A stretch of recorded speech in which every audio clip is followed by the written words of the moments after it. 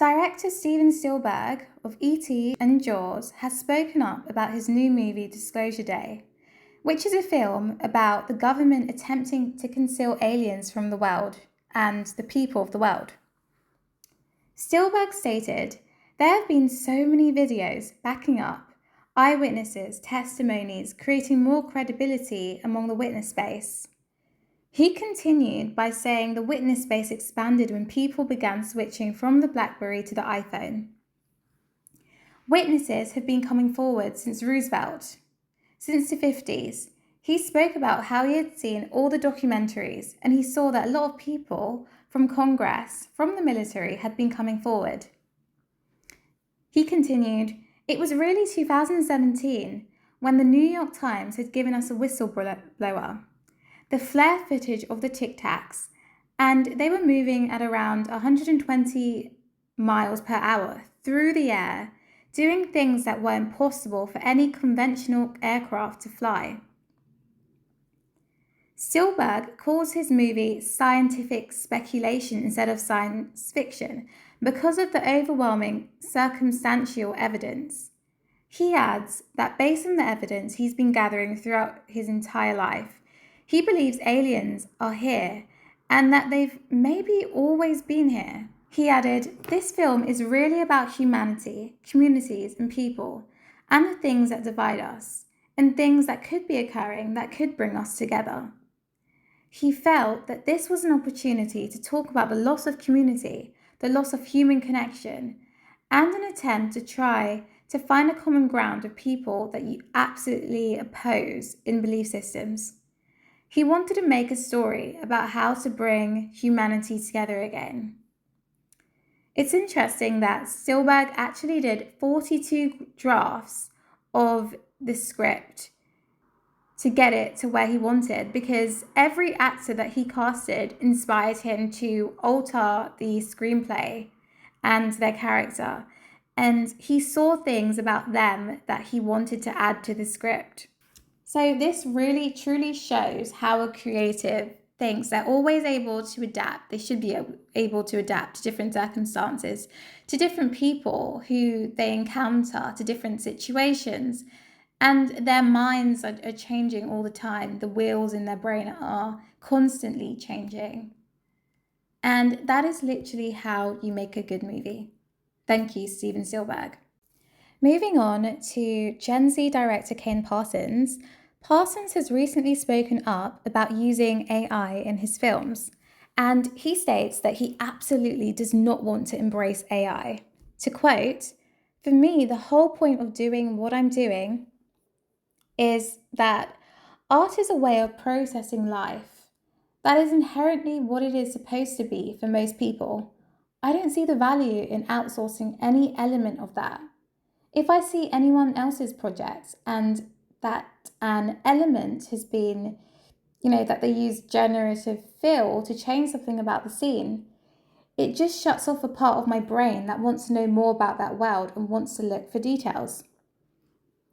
If they're willing to make an arbitrary choice there, they're willing to make an arbitrary choice in anything."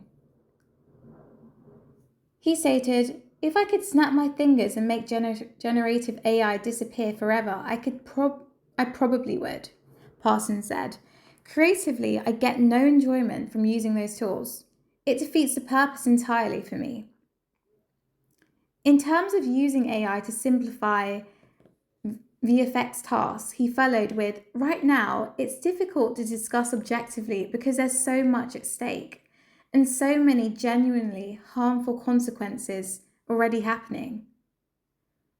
I presume he's also speaking about the environmental consequences and the cost that the usage of artificial intelligence has on the environment.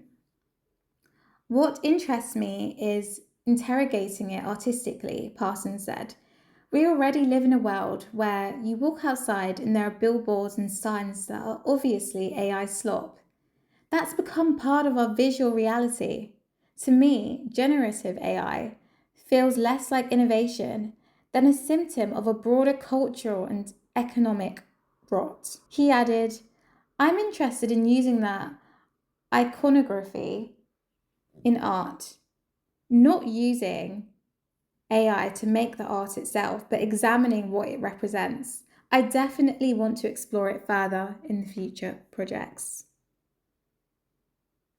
So it seems as if Parsons is willing to explore the ontology of artificial intelligence, how the world conceives of artificial intelligence, and what that might mean for our future. Is it a threat to, civilization as we know it? Is it a threat to the non-human nature? And this is interesting because one of the most renowned and celebrated directors, Martin Scorsese, is actually embracing AI.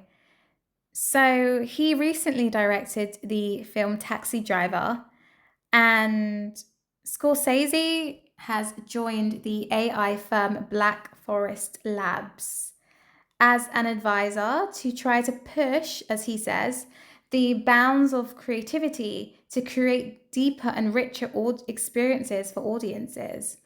But the thing is, what I would question is that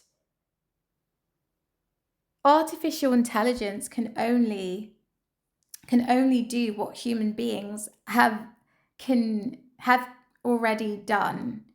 It doesn't come up with anything new. Everything that artificial intelligence encompasses is based on the human mind and human actions that have been, have occurred. What humans have said about or predicted, or what they've designed. It's all based on that. So, how capable is the human brain compared to artificial intelligence? You could say artificial intelligence is living in the past. That could be one argument. But regardless, Scorsese says cinema is a young medium, only around 125 years old. So we have to be open to how it can evolve. I utilised 3D with Hugo and de-aging technology for The Irishman. Now with this tool, I can share what I'm visualising more clearly and efficiently to my creative team, the production designer, art designer, and cinematographer, for them to build on to enrich cinematic intelligence. Now, this is interesting. He mentions that cinema is only 125 years old. So currently we're living during the era of cinema, but could we not argue that AI could lead to the end of this era, because it's speeding up everything? And it leads us into the question of how long will technology and current technological innovations actually last? I think every empire has an end.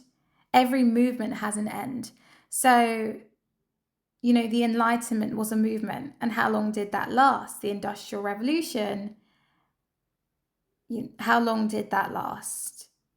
And we can go on and look at systems and how long past systems actually lasted and what caused them to basically fall down the drain. It's very interesting because if we look at it, the medium of theatre has lasted throughout the ages, and it's been pretty consistent. It's been super consistent. And if we look at theatre, that evolves around human connection, human stories, and it's quite simplistic in a way. You could have theatre, you could produce theatre with one person. No technology is needed. You could entertain people with one person. And that is why I believe, in a sense, that theatre has managed to survive for so long. But let me know what you think and leave your thoughts in the comment section. I will dig into this in another video, so make sure to subscribe. Cheerio!